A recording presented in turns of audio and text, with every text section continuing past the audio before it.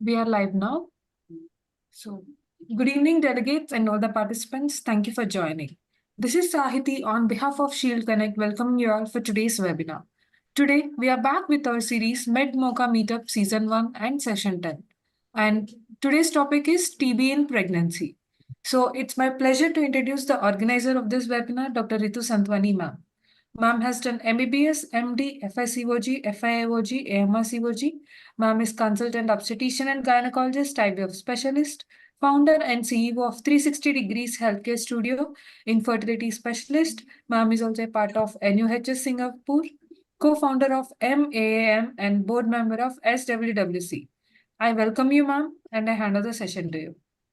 Yeah, thank you, Saiti, and thank you, Shield Pharma, for providing the platform. From the last 3 years, we are doing this program. And I can say, with the help of the stalwarts like Meena ma'am and my all other dear friends who have joining this program from all across the geography, this program is still going very well. So, friends, as we always say, that knowledge always increases by sharing. With this motto only, I started this series at the time of the lockdown. And by the grace of my Mata Rani blessings, yes, every week I am getting one or two stalwarts who are ready to share their knowledge. Though it is not easy to match the time, but yes, somehow we are able to manage and getting a very good topics and good discussions. So as last week we had done on the thyroid and pregnancy, we got a enormous good response from all across the geography. So today with us, none other than my very dear Meena Madam is with us.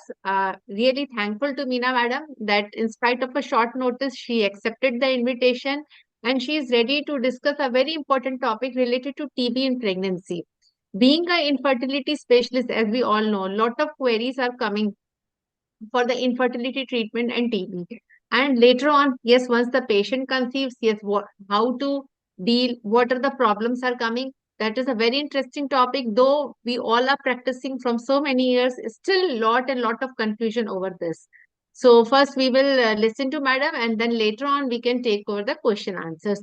Saiti, may I request you please show the madam CV and introduce her? Huh. Yes, ma'am. So it's my honor to introduce Dr. Meena Samant, ma'am. Ma'am has done MBBS, MD, DNB, MRCOG. Ma'am is a senior consultant and HOD, Department of Ops and Gyn in Holy Family Hospital, Patna.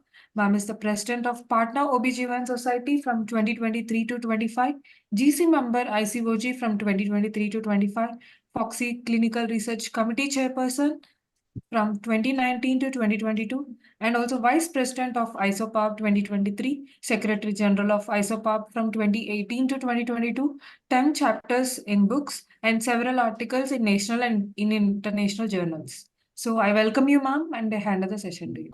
Yeah. Warm welcome, dear Meena ma'am.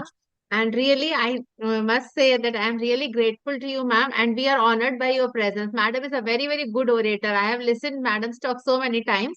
So now, without wasting time, handing over the session to ma'am. As a lot of doctors have joined from the YouTube also, I am getting the messages. Thank you for the kind introduction, and it indeed is a pleasure to be here with you. I hope my slide is visible. Still not, ma'am, not visible. Yes, now it's visible, ma'am. So the topic is a disease which we have been, reading, facing every day in our lives, in our clinics. And Dr. Ritu very, aptly talked about infertility and tuberculosis. But I'm going to highlight tuberculosis in pregnancy, latent and the active disease. So just to introduce the subject, we do know that it's a major public health problem, and India has about a fourth of the global burden of tuberculosis. WHO aims to eliminate TB by 2030. That is the developmental goal of the recent 3.3. But I think the recent COVID pandemic has made a dent in this because there has been a resurgence. In 2011, there were more than 200,000 cases of active tuberculosis in pregnant women globally, and the highest number being in Africa and the Southeast Asia. And in pregnancy, the pulmonary tuberculosis is the commonest type of TB that is encountered. Now, what is this latent tuberculosis infection? In cases of poor immune, what happens once a patient gets the infection, a Gone's focus is formed. In majority, more than 80%, the infection is cleared, but in some the patients with poor immune, it remains. It is not cleared completely after the primary infection. It remains dormant in the body without any signs and symptoms, and it is non-infectious. So in months or years, reactivation can occur, causing the active tuberculosis. And WHO has defined the latent TB as a state of persistent stimulating Mycobacterium tuberculosis antigen, but without clinical evidence manifestations of the active TB, and it is a non-infective condition. Now, presentation of TB in pregnancy is it can mimic physiological changes of pregnancy like breathlessness, generalized weakness, symptoms like cough, weight loss, fever, night sweats, chills, malaise, fatigue, and hemoptysis. Women with latent TB are, of course, symptomless. So how to screen? Do we need to screen TB in pregnancy? Of course, some of the patients with known tuberculosis will enter the pregnancy. They may be on medications, and that's a good prognosis. Now, WHO recommends screening of patients who present with these 4 symptoms, that is fever, night sweats, cough, and weight loss. So with these symptoms, one has to look for TB in pregnancy. Apart from the above criteria, CDC also recommends screening for whether recent contact.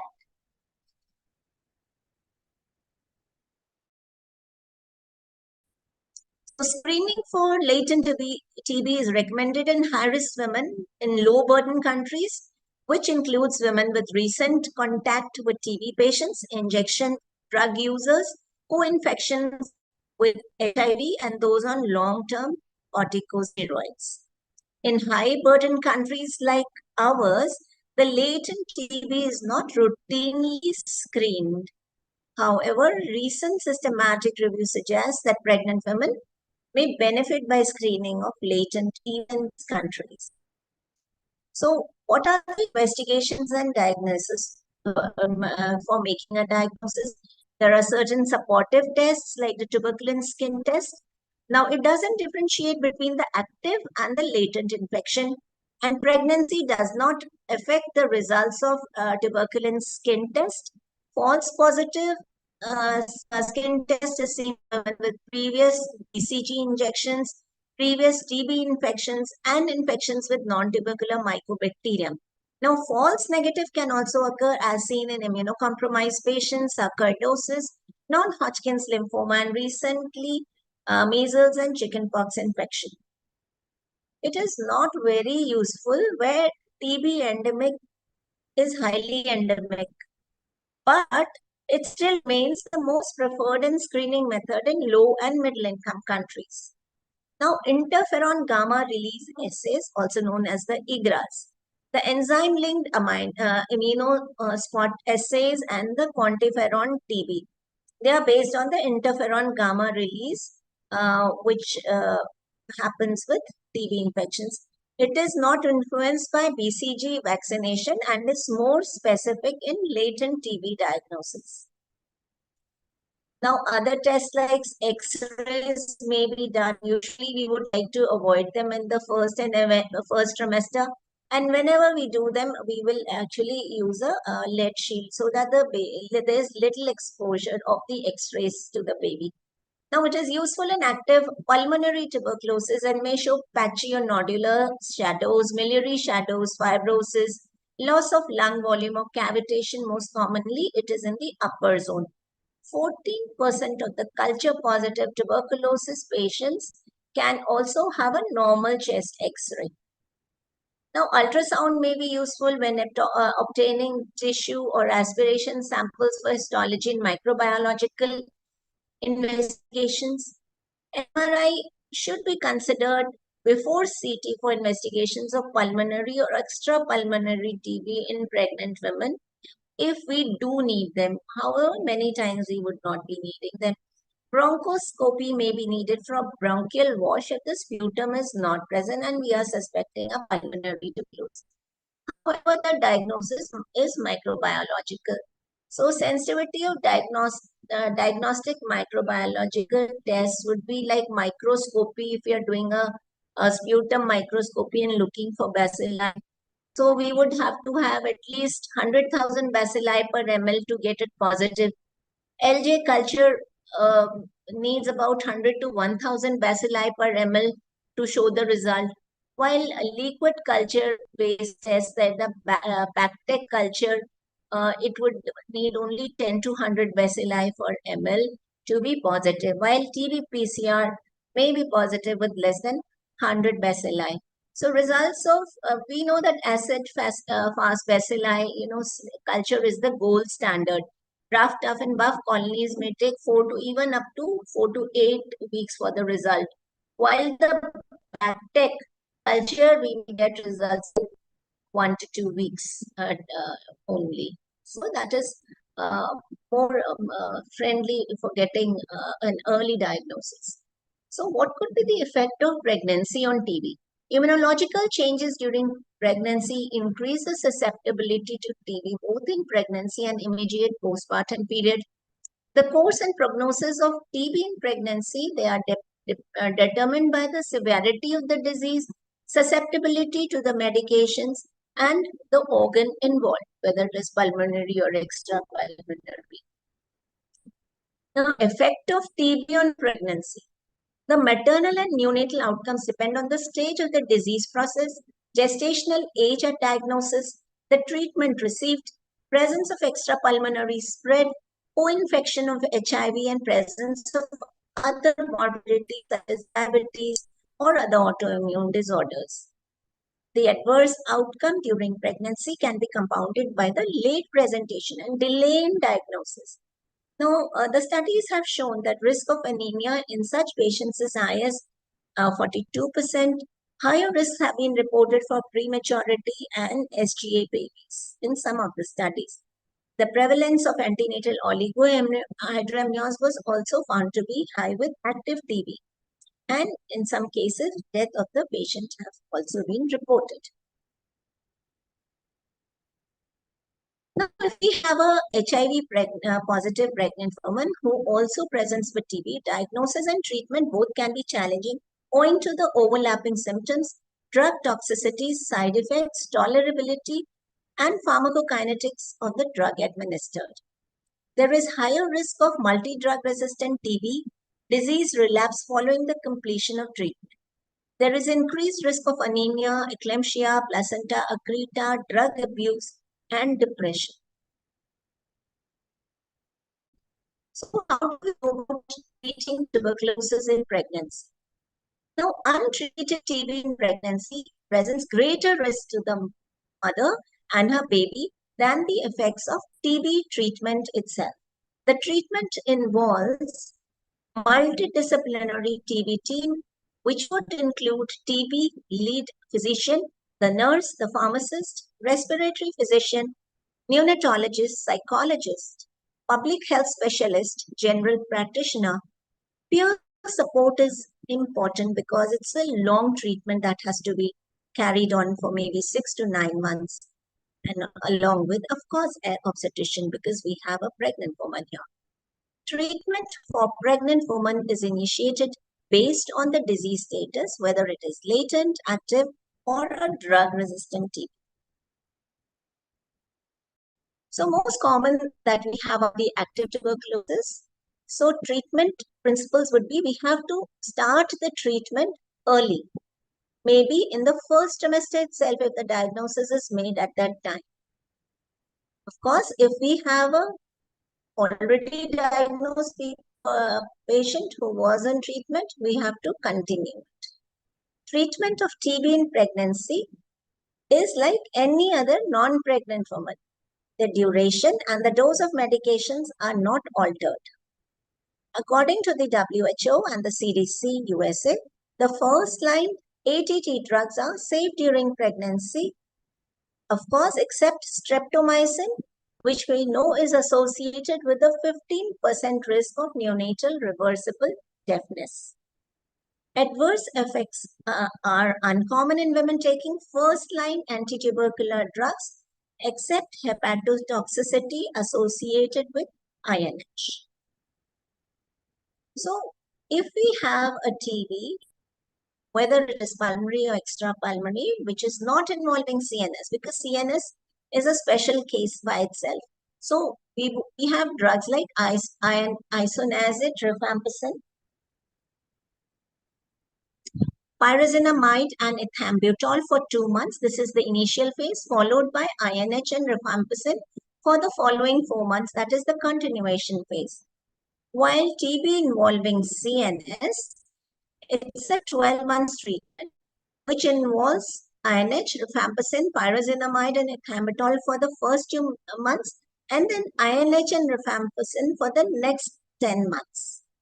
Pyridoxine 10 milligrams per day is given along with INH to reduce the risk of peripheral neuritis. Now, in CNS, we also have to give adjuvant corticosteroid with either dexamethasone or prednisolone. Now, this is given over 4 to 8 weeks with a then it is gradually deferred. And in such cases, stress dose, if the patient has been on corticosteroids,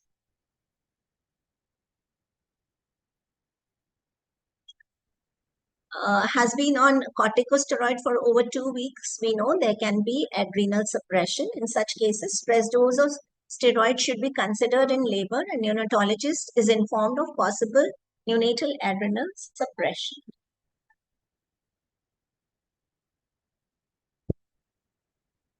Now, sometimes we also do have patients with drug-resistant TB.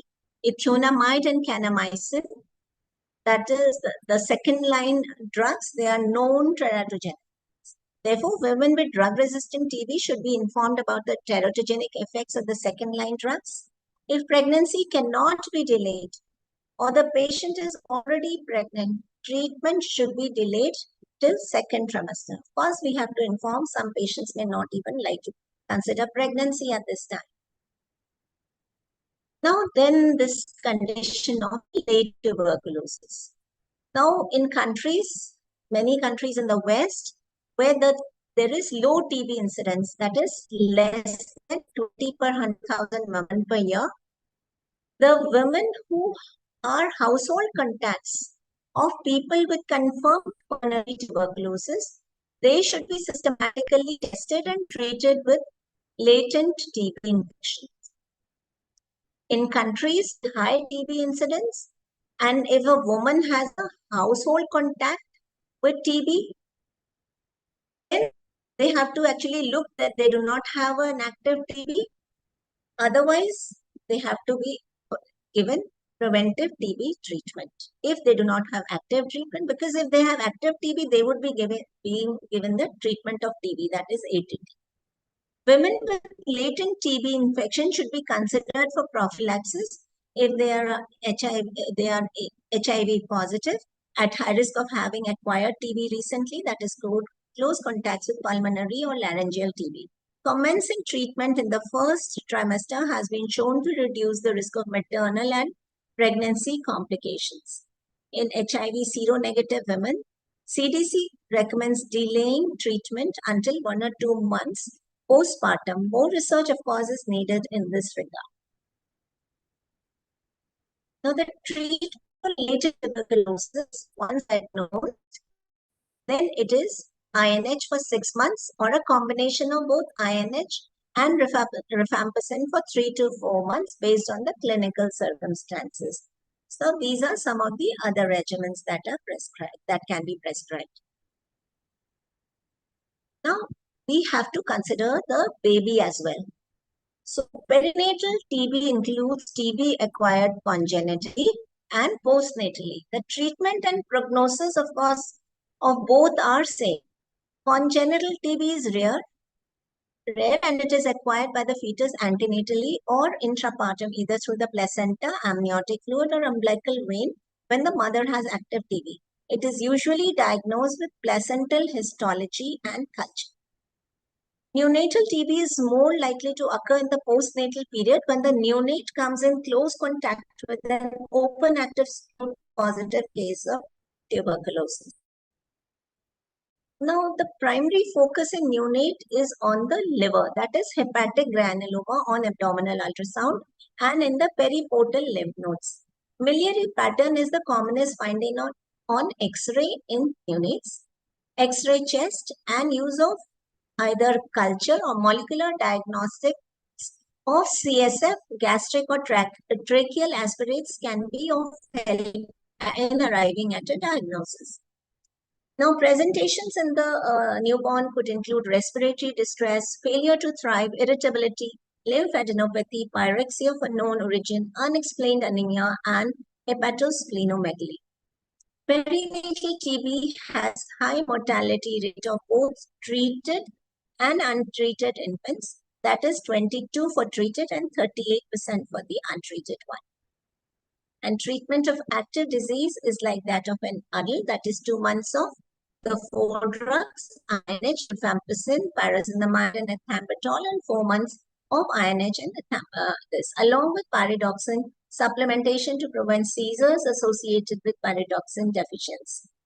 Now, in presence of active maternal TB, if there is no clinical or lab evidence of perinatal TB, INH preventive therapy at 10 milligram per kg per day is recommended for 6 months along with pyridoxine.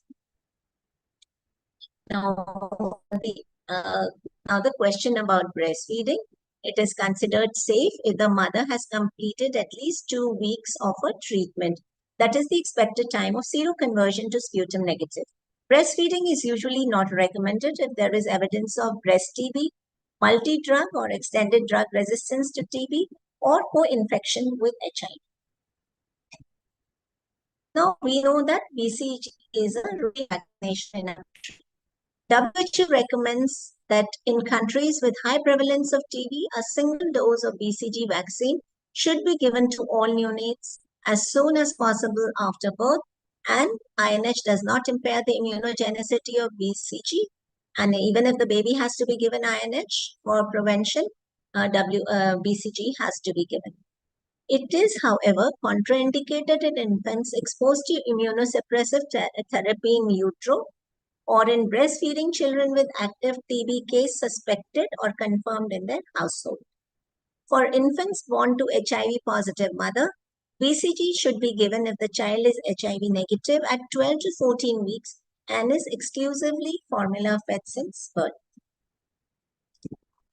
So to conclude my talk, symptoms-based detection of TB cases in pregnancy is difficult as early disease mimics physiological changes in pregnancy. It has important implications on mother and fetus, and diagnosis becomes important in pregnancy. Emphasis should also always be made on an early diagnosis. TB predisposes to pregnant women to higher risk of SGA, prematurity, and low birth weight neonates. In pregnancy, TB should be treated with full course of ATT at earliest. All first-line drugs except streptomycin are safe in pregnancy, and with optimal management of tuberculosis, good maternal and neonatal outcome has been reported. All neonates born to tuberculous mother should be screened for TB. Women with TB can breastfeed normally while taking ATT. Both government and private setups should work together to fight against globally. So these are the references that I have used in my talks.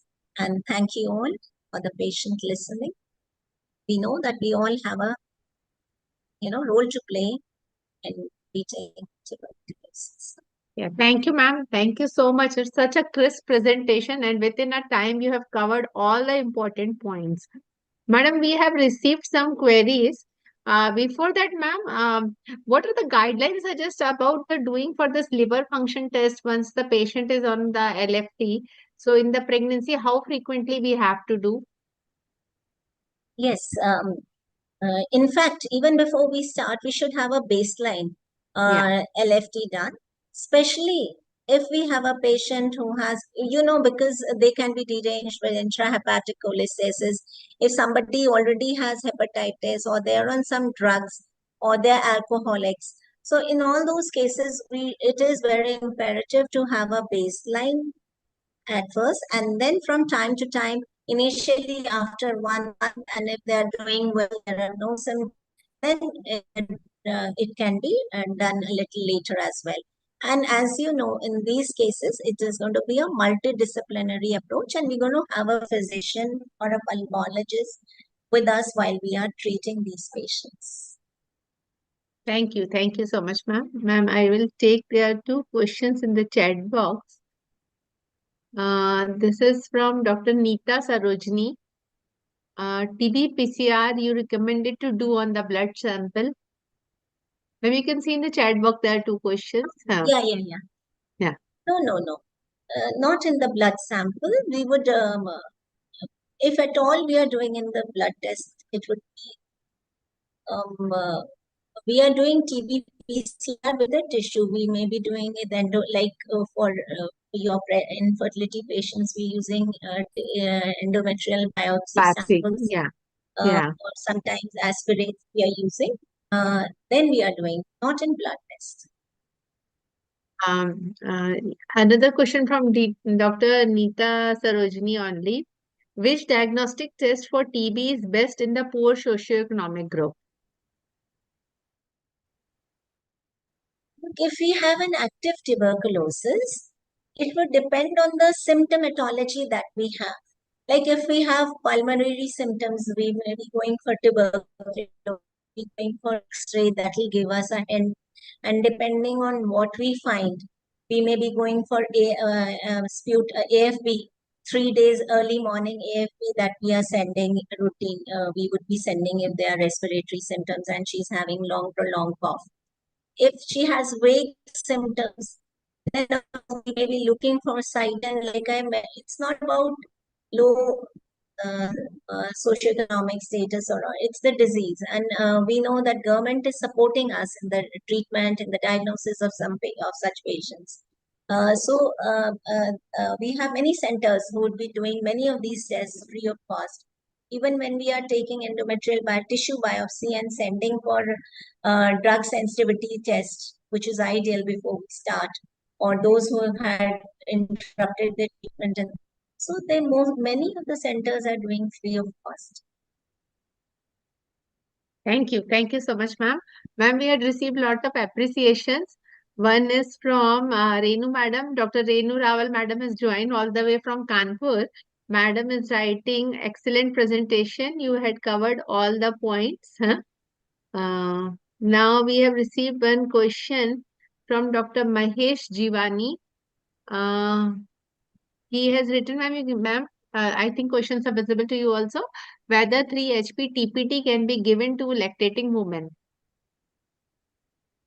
Can you just expand that? What is 3-HP TPT? I also want to know. I'm just asking for the Dr. Mahesh. Dr. Mahesh, will you please write the full form? What's that? Now, another question is from Dr. Rajni Jain. ADA, yeah. Dr. Renu has also asked about ADA levels. Yeah. I think that is very, our physicians are very, because we don't get such patients often. Yes. But they are very important. And when we get ascitic at all, they would definitely go for ADA. And based on that, treatment is started, because there would be other symptoms we are suspecting. And then on that backdrop, when we get ADA levels high, and then we do for the treatment patients. Of course, if we are treating the patients, but of course, we must take one opinion of the physician. I think, especially, of course, in metro cities, so definitely we are taking the opinion. That will be much more better. Namita madam is writing, you have covered all the points. Great presentation. Another comment is from Dr. Rajni Jain. Madam, her question is, what are the diagnostic tests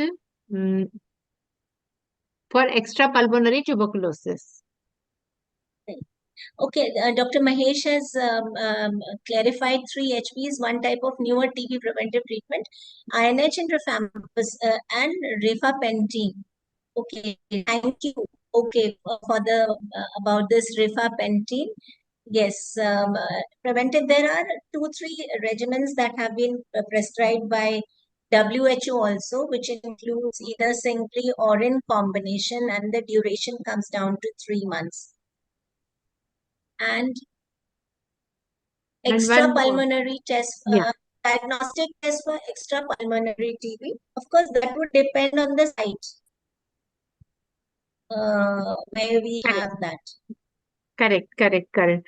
Wow, good to see Kanchan ma'am also. Kanchan ma'am, good evening. Kanchan Hi, ma'am has Dr. joined from. Kanchan. It's my pleasure to see you all. Welcome, Kanchan ma'am. Hema madam also welcome. Good evening. I'm able to see Dr. Hema also. Madam, good evening. Good evening, Hello. everyone. Very nice presentation. Yeah. Very nice. Dr. Mahesh, can you give from where you have joined?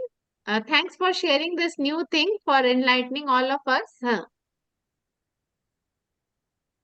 So I think we have covered all the questions. Yes. So thank you, Meena ma'am, for such a nice presentation.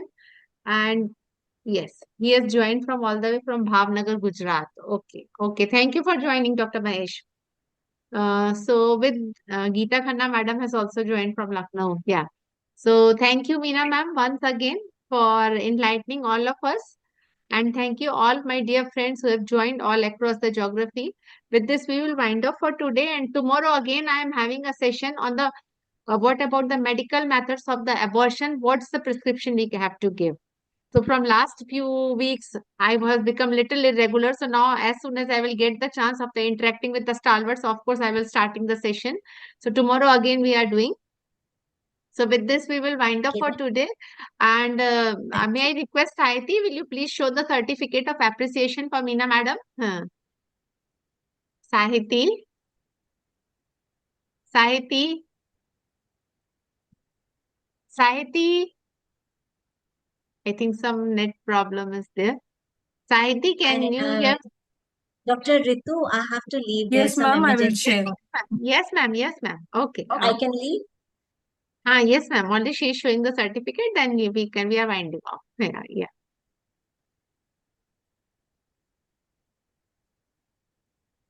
No problem, ma'am. You can leave because I think there is some problem is coming. No, ma'am, Yeah. I'm just sharing. Acha. Okay. Yeah. Thank you, madam. This is a small certificate of appreciation for Thank you contributing so as a much. distinguished speaker for today. Thank you. Thank you once again, ma'am.